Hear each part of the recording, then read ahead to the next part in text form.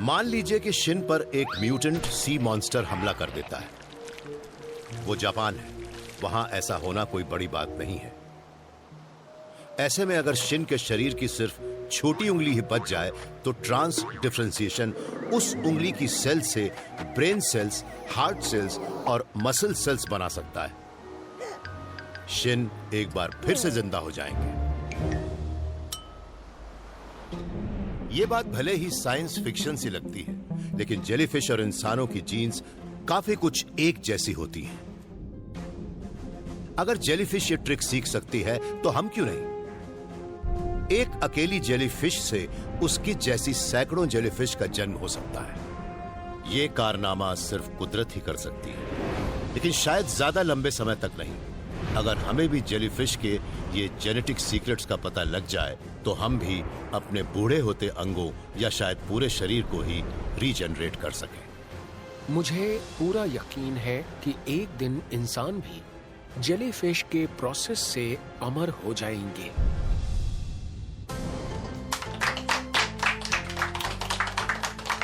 Shin अपनी इस खोज से इतने जोश में आ गए कि वो अमर जेलीफिश पर गाने लिखने लगे और गाने लगे। उन्हें उम्मीद है कि अमर होने की इस बात से उनके बूढ़े होते दोस्तों को हौसला मिलेगा।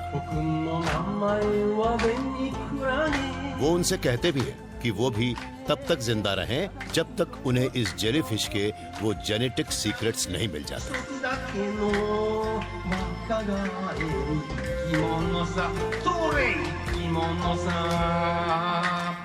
अच्छा गाया ना?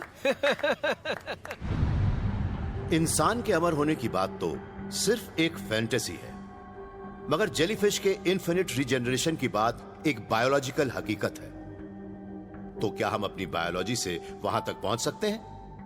कुछ लोग मानते हैं कि हम जरूर पहुंचेंगे और उम्मीद से जल्दी पहुंचेंगे। मौत हमेशा से जिंदगी की हकीकत रही है। क्यों? क्योंकि शरीर कमजोर पड़ जाता है। हमारा दिल हमेशा के लिए नहीं धड़क सकता। हमारी मसल्स धीरे धीरे कमजोर पड़ जाती हैं। हमारा दिमाग काफी कमजोर हो जाता है। मगर जरूरी नहीं कि ये हमेशा ऐसा ही रहे, क्योंकि हमारे शरीर के अंदर खुद को रिपेयर करने की टेक्नोलॉजी मौजूद है।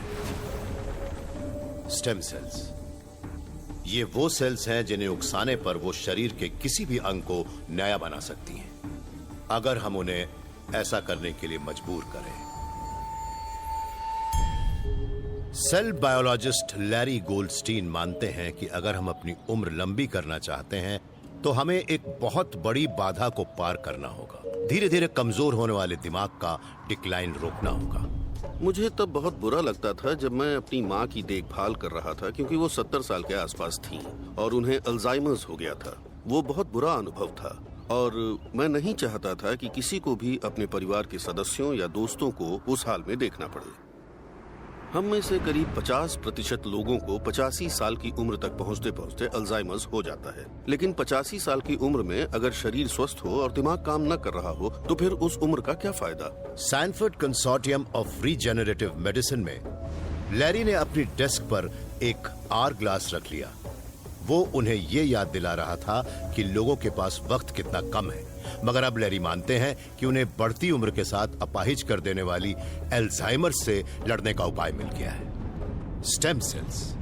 सबसे बड़ी प्रॉब्लम ये है कि हमें यही नहीं मालूम कि ब्रेन सेल्स में ऐसा क्या होता है कि अल्जाइमर्स हो जाता है, और हम स्टेम सेल्स की मदद से उससे लड़ने का एक अनोखा उपाय ढूंढ रहे हैं। स्टेम सेल्स हमारे शरीर की असली बिल्डिंग ब्लॉक्स हैं। वो किसी भी किस्म की सेल में बदल सकती हैं। मां के गर्भ की प्राइमोर्डियल भट्टी में हमारा शरीर इन रॉ मटेरियल्स का इस्तेमाल एक मास्टर ग्लास ब्लोअर की तरह करता है। वो उन शेपलेस रॉ इंग्रेडिएंट से बहुत ही खूबसूरत फिनिश्ड ऑर्गन्स बना देती है। हम इन स्टेम सेल्स को एक तरह का बायोलॉजिकल रॉ मटेरियल कह सकते हैं। इन कांच के टुकड़ों की तरह वो भी एक रॉ मटेरियल है जिसे हम एक दहकती भट्टी में डाल देते हैं और उससे अपने पसंद की कुछ भी चीज बना लेते हैं। तो मैं आपको दिखाता हूँ ये कैसे काम करता है। ये अंदर गया। ओह, बहुत गर्म है। जैसे जैसे हमारा विकास होता जाता है हमारा शरीर वो स्टेम सेल्स बनाने लगता है जो हमारे बढ़ते शरीर को गढ़ती है। हर स्टेम सेल ये फैसला करती है कि उसे किस तरह का एडल्ट सेल टाइप बनाना है और उसे मदद मिलती है अपने आसपास मौजूद सेल से। स्टेम सेल्स दूसरे सेल्स के बायोकेमिकल सिग्नल्स पर रिस्पॉन्ड करती है और तब हार्ट सेल की शुरुआत एक स्टेम सेल से होती है और वो हार्ट सेल बन जाती है। हमारा दिल अगर अलग वेसल सेल्स या अलग मसल सेल से बना हो तो वो कैसा होगा? एक माहिर ग्लास ब्लोअर डिफरेंट शेप्स को साथ मिलाकर एक खूबसूरत चीज बना ही देता है। इसके बारे में सोचने पर बड़ी हैरानी होती है। करोड़ों स्टेम सेल्स साथ मिलती हैं और बिल्कुल सही बायोकेमिकल सिग्नल्स पर रिस्पॉन्ड करती हैं और फिर एक दिल बना लेती हैं। स्टेम सेल्स की ये बिल्कुल नए सिरे से एक अंग बना लेने की खूबी ने कई दशक से साइंटिस्ट्स को आकर्षित किया है। वो इसे समझना चाहते हैं ताकि इसकी मदद से खराब हो रहे सेल्स को रीबिल्ड और रिप्लेस कर सकें। मगर एक समस्या है, जब तक हम पूरी तरह से बड़े होते हैं तब तक हमारे अंदर की एम्ब्रियोनिक स्टेम सेल खत्म होने लगती है और जो थोड़ी बहुत स्टेम सेल्स बच जाती हैं वो उतनी फ्लेक्सिबल नहीं होती।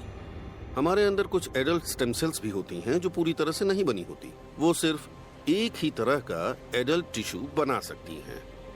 स्किन स्टेम सेल सिर्फ स्किन के, तो ब्रेन स्टेम सेल सिर्फ ब्रेन टिश्यूज बना सकती हैं। मगर अहम बात है कि ये पार्शली कमिटेड होती हैं। इनके अंदर उस शेप का कुछ अंश होता है जिससे ये सिर्फ एक काम कर सकती हैं, दूसरा नहीं। सिर्फ एम्ब्रियोनिक स्टेम सेल्स में ही इतनी फ्लेक्सिबिलिटी होती है कि शरीर की कोई भी सेल्स बन जाएं, मगर उन्हें एम्ब्रियोनिक टिश्यू से निकालना बड़ा ही कंट्रोवर्शियल साबित हुआ। और फिर 2006 में साइंटिस्ट्स ने एक बड़ी चौंकाने वाली खोज की। एडल्ट स्टेम सेल्स की सिर्फ 4 जीन्स को मॉडिफाई करने पर वो अपने एम्ब्रियोनिक साइकिल में रीफॉर्म हो जाती है।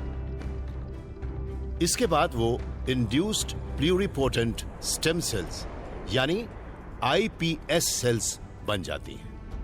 आईपीएस सेल की खोज ने पूरी दुनिया में तहलका मचा दिया था। इसके बाद लोगों को ये पता लग गया था कि सेल्स क्या कर सकती हैं और ये काम कैसे किया जा सकता है। अगर हम कांच को फिर से भट्टी के अंदर डाल दें तो हम इन सेल्स को फिर से एम्ब्रियोनिक स्टेट में ला सकते हैं और उनसे वो रॉ मटेरियल्स बना सकते हैं जो हमें हमेशा के लिए जवान रखेंगे। हम इनके ब्रेन सेल्स, हार्ट सेल्स या स्किन सेल्स ही नहीं, कुछ भी बना सकते हैं। हमने भी यहाँ जेनेटिक ट्रिकरी का इस्तेमाल किया है। हमने हाथ से एक स्किन सेल ली और जेनेटिक एलिमेंट्स का इस्तेमाल करके उसे एक एम्ब्रियोनिक स्टेम सेल जैसी सेल में बदल दिया ताकि वो उस तरह से काम कर सके। लैरी अब इन रिबूटेड सेल्स की मदद से ये पता लगाने की कोशिश कर रहे हैं कि अल्जाइमर्स में क्या होता है। उन्होंने उन बीमारी के शिकार लोगों की स्किन सेल से शुरुआत की और उन्हें ब्रेन सेल्स में बदल दिया। अब वो ये स्टडी कर रहे हैं कि इन सेल्स में क्या खराबी आती है और उसके हिसाब से ये उसका इलाज करने की नई दवाएं बनाएंगे। अभी हमारे पास कोई ऐसी दवा नहीं है जो अल्जाइमर्स जैसी बीमारी को रोक सके, लेकिन मैं इतना जानता हूं कि अगर हम रेगुलर बेसिस पे 85 से 90 साल की उम्र पाना चाहते हैं तो हमें इसका उपाय ढूंढना ही होगा। लैरी मानते हैं कि उन्होंने अल्जाइमर्स पर जो काम शुरू किया है उससे आगे कुछ बहुत बड़ा होने वाला है। उनका कहना है कि अगर हम अपनी स्टेम सेल्स को जवान और हेल्दी होते हुए स्टोर कर लें तो उनका इस्तेमाल बूढ़े होते अंगों को रिप्लेस करने में कर सकते हैं। इसके बारे में सोचने पर बड़ी हैरानी होती है। इस तरह के स्टेम सेल से एक नया अंग बना लेने की एबिलिटी बहुत बड़ी बात होगी। अगर हमारे अंगों को रीजनरेट करने की पावर मिल गई तो वो हमारी उम्र क्यों बढ़ने देंगे या हमें मरने क्यों देंगे? प्लांट्स, बग्स, एनिमल्स, सबके साथ ऐसा होता है। इसकी वजह यह है कि एवोल्यूशन के समय ही मौत हमारे अंदर प्रोग्राम कर दी गई है। बूढ़े जानवरों की मौत होती है तो जवान नए जीवों को जगह मिलती है। अगर हमने मौत को मात देना सीख लिया और हम अपनी जवानी को रीजनरेट करने लगे तो क्या एवोल्यूशन खत्म हो जाएगा?